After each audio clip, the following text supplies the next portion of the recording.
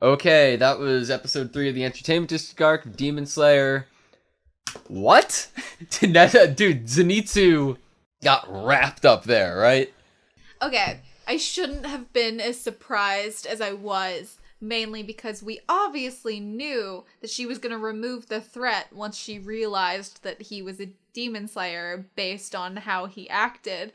He wasn't really even a threat to her, right? Well, I'm sure he would eliminate... I'm sure she might have thought that maybe Zenitsu was annoying her, but also Zenitsu could have contacted someone else and been like, this is the person, this is the demon, I found them. It makes sense that she acted so quick. I'm just shook that it happened at the end of this episode when it did. Yeah, I'm sure as soon as she got done with her job for the day, she immediately, but also, shoot. I'm sure this is what happened to...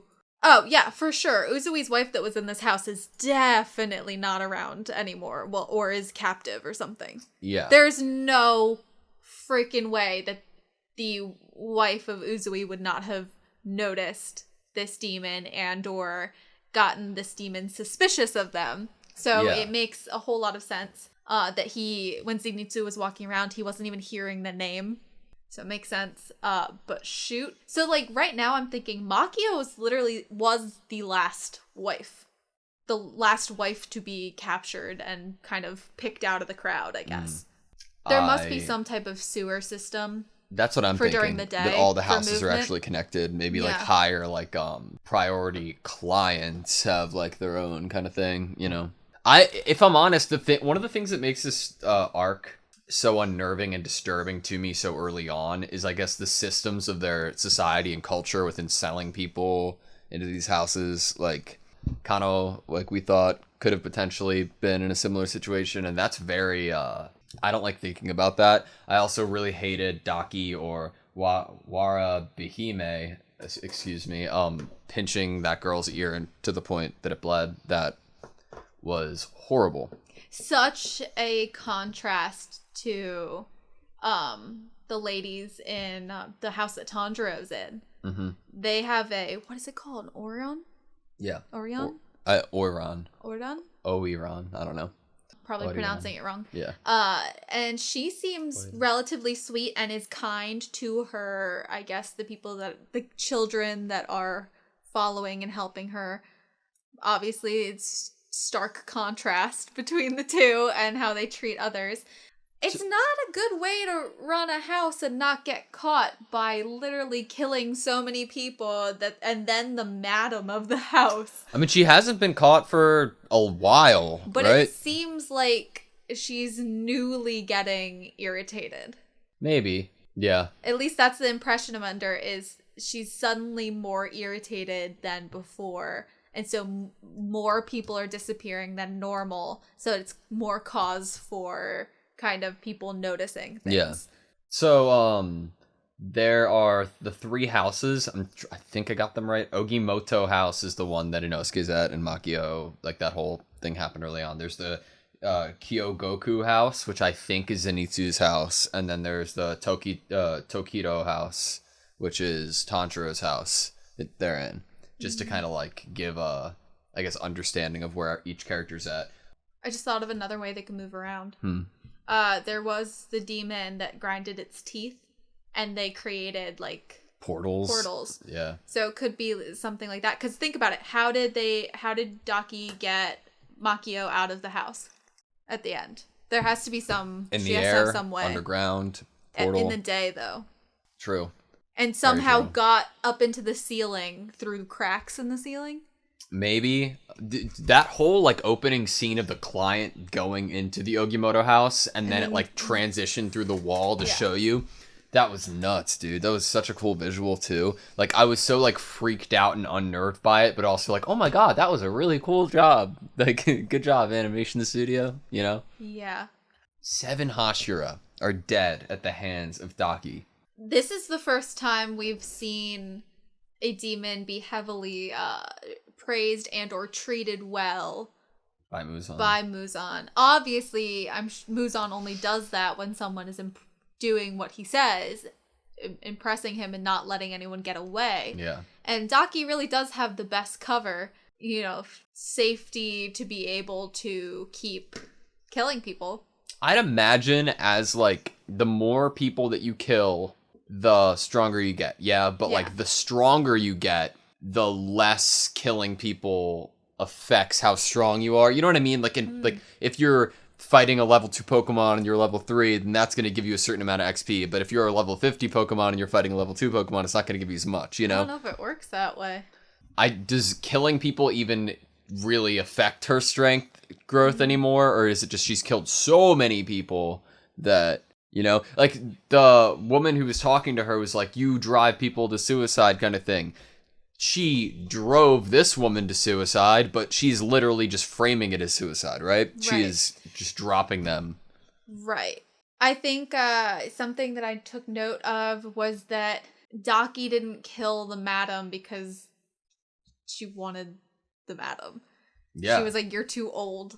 You're a hag. I would only kill and bite into a beautiful or a young girl, you know? Yeah. So it seems like a lot of the demons do have preference. Obviously, they can sense blood type, which we knew because we learned from, I think it was Kyogai in his mansion. One of the kids was taken because of his blood.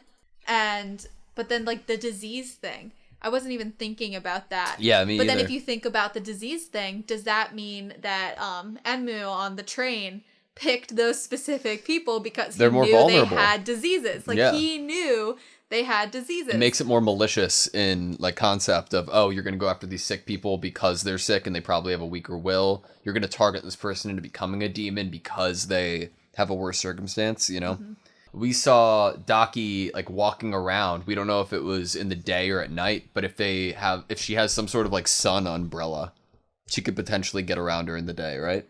Yeah, didn't they show the shot possibly at daytime, or was it just because it was a flashback that it was just framed differently lighting-wise? Not sure. That's I didn't even, like, take note of if it was what time of day it was when the girl was saying about the story from her grandmother.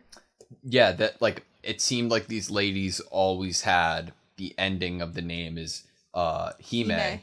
And so am I correct in assuming that it's been Daki all along and then she just takes different, like, I guess personas? Changes the name slightly. Yeah.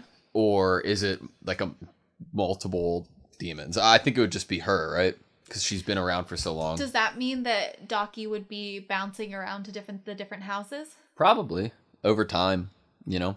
Mm-hmm. Maybe she, like, lives out a while and then runs away without paying her debts only to come back as a different person. Frames herself as in running away, yes. I cannot believe Muzan showed up so close to when the boys did. In such a timely manner. Obviously had some eyes on Uzui. What does that mean? Like, how? You'd think that a Hashira, if a low-level demon was following them around for intel, could be able to tell, like, you know.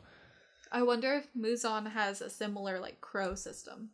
I'm wondering if he has a similar crow system, if he has, like, just something that we don't know about. Power. Yeah, some power, that's a good one. He seems like he's good at locating people, right? Yeah. Why did he show up to her just to give her that pep talk? I think it was more like in a way, probably partially like there's going to be multiple, you better kill all of them. Yeah. Because obviously Akaza did not kill all of them, and he was very mad about that. And so Muzan was almost, in my mind, presenting a challenge. Like, if you don't kill all of the demon slayers that are about to arrive, you will be in trouble. Kind of thing. Why is Akaza looking for the blue spider lily, but not Daki? Probably because Daki has already infiltrated and is successful in this area. And Akaza might be more like a roamer who goes on missions. Could be. Makes you wonder where the other ones are and if they have similar situations to Daki where they've kind of infiltrated an area that they can sustain themselves in. I have 3 theories for what the blue spider lily does. Okay. I think that it either gives them a power boost and just, like, raw performance, right? Makes them stronger, makes them harder to defeat in that sense, more health, easier to regenerate. I think it could either do the opposite of what the Wisteria does, and it somehow can keep humans out, of a place, or I think that it helps them at night, at daytime. I like the daytime one. I don't know if it's like an injection kind of situation. I like the daytime theory. But that would suck. There's no weakness then other than cutting off somebody's head, right? Right. The sun wouldn't be able to be an enemy anymore, which would make sense that Muzan would want to find something that would eliminate one of the things that hinder demons from being the strongest race. Is sun breathing technique so powerful and so important because it imbues the power of the sun, which is the demon's only weakness, you know? Mm-hmm. Seemingly. I'm scared for Zenitsu, man. Okay, I gotta say, I really, in my heart, I don't feel like all of the wives are dead. Obviously, I don't think Zenitsu is dead. I think that Daki probably keeps some captives for some reason, probably to torture information out of them. And also, wouldn't it be good to keep some captives for if you want more demon slayers to come into your area, so then you can then kill more demon slayers and Hashira? Yeah, that makes sense. What if, think about it, if Daki has been here for a while and Daki has killed 7 Hashira, that means Uzui's not the first Hashira to come into this area to investigate. Correct. Very true. And I guess worried they just... for Uzui. Yeah, well, Uzui... Sorry. Knocked over my water bottle.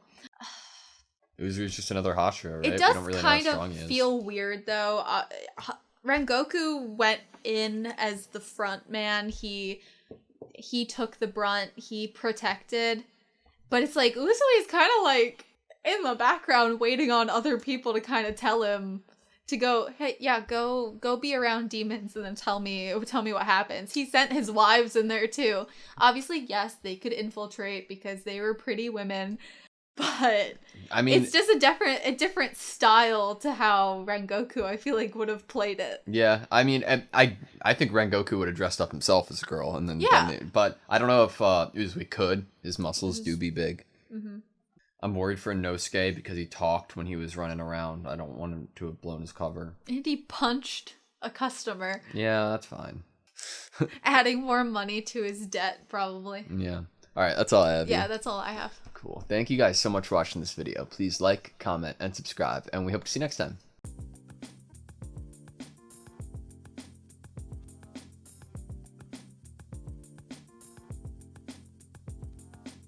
Picked those specific people because they're more knew vulnerable. They had diseases. Picked those specific people because they're more knew vulnerable. They had diseases.